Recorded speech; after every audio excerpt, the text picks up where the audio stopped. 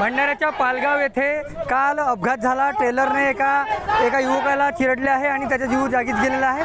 असं आता इथं आपण बघू शकतो पालगाव इथं आंदोलन सुरू आहे, रस्ता रोको इथं सध्या सुरू आहे आणि हे आंदोलन जे आहे हे आमदार नरेंद्र भोंडेकर यांच्या नेतृत्वात सुरू आहे। आपल्यासोबत बोलण्याकरिता आमदार नरेंद्र भोंडेकर आहेत, आपण त्यांच्याकडून शब्द जाणून घेऊ। भाऊ काय सांगाल, कशा प्रकारचे आंदोलन आहे, काय मागणी आहे नेमकी?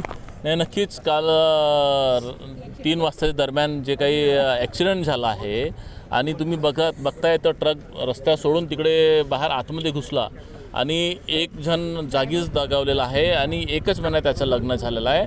कमवता एकुलता एक होता, त्याच्या घरी दुसरं कोणी कमवणारा नाही, वडील नाही आहेत। अशा परिस्थितीमध्ये त्याला कॉम्पेन्सेशन मिळालं पाहिजे, 5 लाखाची मदत मिळायला पाहिजे आणि जे काही शासकीय मदत आहे ते व्हायला पाहिजे।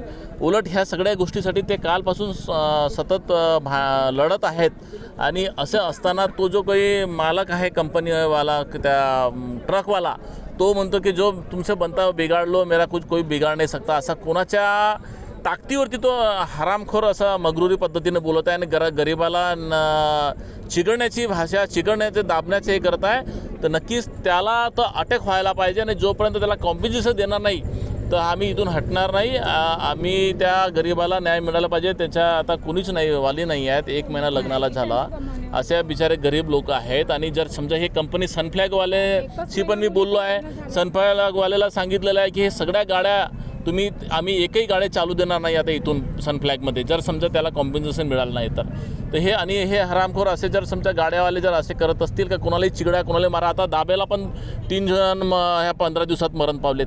ते हे प्रत्येक गावात जर असे मारायच्या यांनी जर ठेका उचलला असेल आणि अरेरावीची भाषा बोलत असेल तर असं आम्ही खपून घेणार नाही। नक्कीच हा जो आंदोलन सुरू आहे, हा आंदोलन इथं पालगाव येथे सुरू आहे आणि रस्ता रोको इथं करण्यात आलेला आहे। जोपर्यंत मागण्या मान्य होणार नाही, नुकसान भरपाई मिळणार नाही, तोपर्यंत आंदोलन मागे घेणार नाही अशी भूमिका आंदोलकांनी घेतलेली आहे। रुपेश सपाटे, TV9 मराठी, भंडारा।